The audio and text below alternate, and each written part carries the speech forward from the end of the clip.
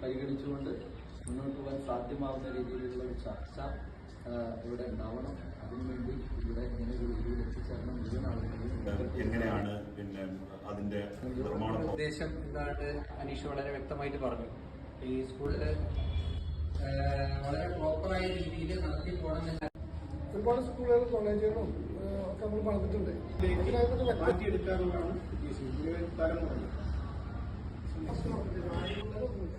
അത് മൂന്നാകുമ്പോൾ ആൾക്ക് സീറ്റ് ഇതുകൊണ്ട് നടത്താൻ പറ്റുന്ന ഒരു ഹോളാണ്. ഈ സ്കൂളിന്റെ ഇതേയുള്ള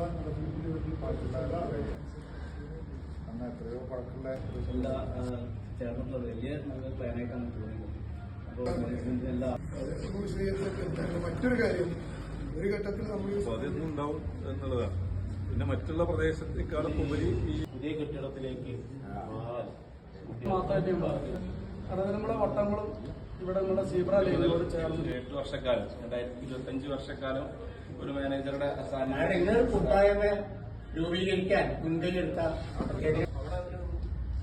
ഇതിന്റെ ഒരു പ്രശ്നമില്ല. അദ്ദേഹം ശ്രീ ഷാജിയോട് ആവശ്യപ്പെട്ടു.